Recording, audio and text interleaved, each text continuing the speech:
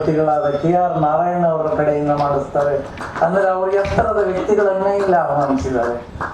ಅದಕ್ಕೆ ಮೊನ್ನೆ ನಾನು ಗೂರು ಚನ್ನಬಸಪ್ಪಣ್ಣವರಿಗೆ ಭಿನ್ನ ಅಂದರೆ ಅವ್ರನ್ನ ಆಹ್ವಾನ ಮಾಡೋಕೆ ಅವರ ಮನೆ ಒಂದು ಕೂಡಲ ಸಂಗಮ ಪ್ರಾಧಿಕಾರದ ಸಭೆಯನ್ನು ಕೂಡ ಇಲ್ಲಿ ನಡೆಸಿ ಕ್ಯಾಬಿನೆಟ್ ಮೀಟಿಂಗ್ ಮಾಡಿದಂಥ ಪುಣ್ಯಾತ್ಮರು ಇವತ್ತು ನಮ್ಮ ಜೊತೆ ಇದ್ದಾರೆ. ಹೀಗಾಗಿ ಅವರು ಬಹಳ ವಿಶಿಷ್ಟವಾದ ವ್ಯಕ್ತಿ. ಜತ್ತಿಯವರಿಗೆ ಅತ್ಯಂತ ಆತ್ಮೀಯರಾಗಿ ಹಿರಿಯರಾದ ಜತ್ತಿಯವರನ್ನ ವಿಧಾನಸಭೆಗೆ ಕರ್ಕೊಂಡು ಹೋಗುವುದು ಅಂತ ಹೇಳಿ ಆ ಒಂದು ಕ್ಯಾಬಿನೆಟ್ ಅನ್ನು ಇಲ್ಲಿ ಮಾಡಿದಂಥ ಮಹಾತ್ಮ ಅವರು ಸಾಮಾನ್ಯವಾದ ಮಾತಲ್ಲ. ಅನಂತರ ಬರತಕ್ಕಂಥ ಮಾತನ್ನು ನಾವು ಹೇಳಿದಾಗ ಎಷ್ಟು ನಮಗೆ ಆನಂದ. ಅವ್ರಿಗೆ ಆ ಪುಣ್ಯಾತ್ಮಗೆ ಒಂದು ಪ್ರಶಸ್ತಿ ಬಂದಿಲ್ಲ.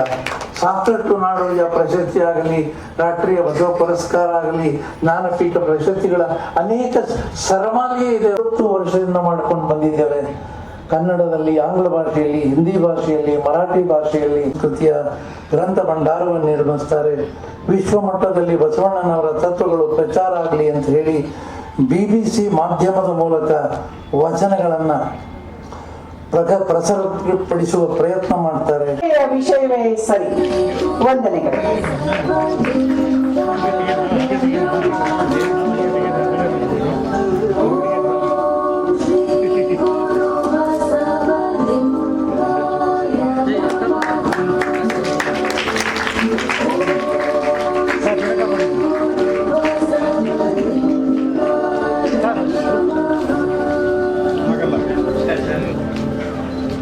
ಸ್ವಲ್ಪ ಹಿಂದೆ ಬನ್ನಿ ಸರ್, ಬನ್ನಿ ಸರ್, ಸ್ವಲ್ಪ ಹಿಂದೆ ಕ್ಲಿಯರ್ ಹೊಟ್ಟಿದ್ದಾರೆ.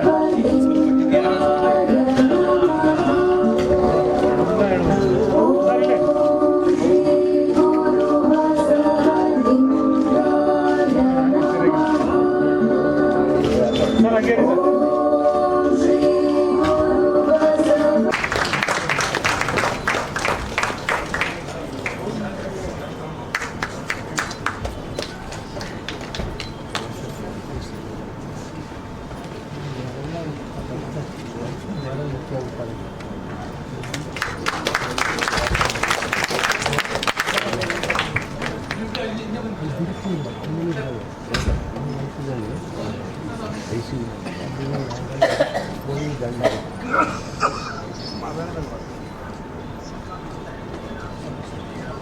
ಸಮಿತಿ ಹೆಮ್ಮೆ ಪಡುತ್ತದೆ.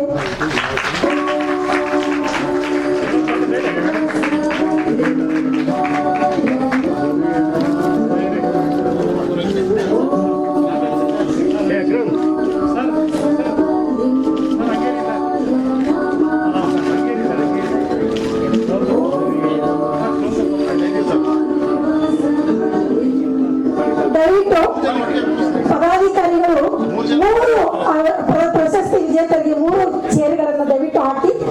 ಏಕೆಂದ್ರೆ ಪತ್ರಿಕೆಯವರಿಗೆ ಆ 3 ಪುರಸ್ಕೃತರ ಫೋಟೋ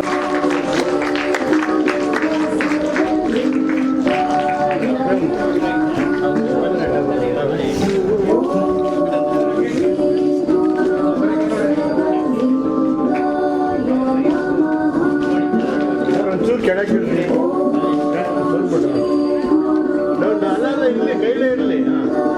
ಕ್ಲಿಯರ್ ಹೊಡಿತಾ ಇದ್ದಾರೆ ಈಗ.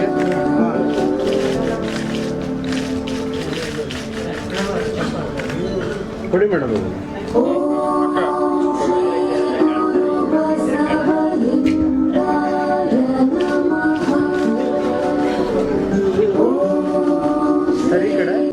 ಎಲ್ಲರೂ ಸೇರಿ ಲಿಂಗ ನಿಷ್ಠೆಯಿಂದ ಬಸವ ತತ್ವವನ್ನು ಬೆಳೆಸುವ ಪ್ರಯತ್ನ ಮಾಡ್ತಾ ಬಂದಿದ್ದೇವೆ. ಹೀಗಾಗಿ ಇದು 60ನೇ ಸಂಸ್ಥಾಪನಾ ದಿನಾಚರಣೆ ಬಹಳ ವಿಶೇಷವಾಗಿದೆ. ಈ ಸಂದರ್ಭದಲ್ಲಿ ಕೆಲವು ಮಾತುಗಳನ್ನು 6 ದಶಕಗಳಲ್ಲಿ ಬಸವ ಸಮಿತಿ ಏನು ಮಾಡಿತು ಅನೇಕರಿಗೆ ಗೊತ್ತಾಗಬೇಕಲ್ಲ. ಸೂಕ್ಷ್ಮವಾಗಿ ಈ ಸಮಯದ ಇತಿಮಿತಿಯಲ್ಲಿ ನಾನು ಹೇಳಬೇಕಾದಾಗ 64ರಲ್ಲಿ ಬಸವ ಸಮಿತಿಯ ಸ್ಥಾಪನೆ ಆಗ್ತದೆ. ಹಂಪಿಯಿಂದ ಬಸವ ಕಲ್ಯಾಣದವರೆಗೆ 28 ದಿನಗಳ ಕಾಲ ಸನ್ಮಾನ್ಯ ಜತ್ತಿಯವರು ಮತ್ತು ಅವರ ಎಲ್ಲ ಮಿತ್ರರು ಸಹಯೋಗಿಗಳು ಕೂಡಿ ಐತಿಹಾಸಿಕ ಪಾದಯಾತ್ರೆಯನ್ನ ಮಾಡ್ತಾರೆ. ಹಂಪಿಯ ಪ್ರೌಢದೇವರಾಯನ ಎಲ್ಲಿ ನಮ್ಮ ಸಂಸ್ಕೃತಿ ನಿಂತಿತ್ತು. ಅಲ್ಲಿಂದ ಮುಂದೆ ಇವರು ಪಾದಯಾತ್ರೆಯನ್ನು ಮಾಡಿ ಬಸವ ಕಲ್ಯಾಣಕ್ಕೆ ಬರ್ತಾರೆ. ಆವಾಗಿದ್ದ ಹೆಸರು ಕಲ್ಯಾಣ, ಅದಕ್ಕೆ ಬಸವ ಕಲ್ಯಾಣ ಅಂತ ಮುಖ್ಯಮಂತ್ರಿಗಳಾಗಿ ಇಟ್ಟವರು ಅವರೇನೆ, ಆ ತಾಲೂಕಾ ಮಾಡಿದವರು ಅವರೇನೆ. ಎಲ್ಲೋ ಒಂದು ಕಡೆ ಅವರ ಜೀವನದಲ್ಲಿ ಹೀಗೆ ಬಸವಣ್ಣನನ್ನ ರಾಷ್ಟ್ರಕ್ಕೆ ಪರಿಚಯಿಸುವುದು, ಕೇವಲ ಕರ್ನಾಟಕಕ್ಕೆ ಸೀಮಿತವಾಗಿದ್ದ ಬಸವಣ್ಣನವರ ರಾಷ್ಟ್ರ ಮಟ್ಟದ ಅಷ್ಟಶತಮಾನೋತ್ಸವ ಉದ್ಘಾಟನೆಯನ್ನ ಭಾರತದ 3ನೆಯ ರಾಷ್ಟ್ರಪತಿಗಳಾದ ಡಾಕ್ಟರ್ ಜಾಕಿರ್ ಹುಸೇನ್ ರವರಿಂದ ಮಾಡಿಸ್ತಾರೆ. ತದನಂತರ ಬಸವ ಸಮಿತಿಯ ಕಟ್ಟಡಗಳ ನಿರ್ಮಾಣ, ಅದು ವಿಧಾನಸೌಧದ ಕೂಗಳತೆಯಲ್ಲಿರ್ತಕ್ಕಂಥ ಸ್ಥಾನದಲ್ಲಿ ಬಸವ ಸಮಿತಿಯನ್ನು ಸ್ಥಾಪಿಸ್ತಾರೆ. ಅದು ಕೂಡ ಸಾಮಾನ್ಯವಾದ ಕಾರ್ಯ ಅಲ್ಲ.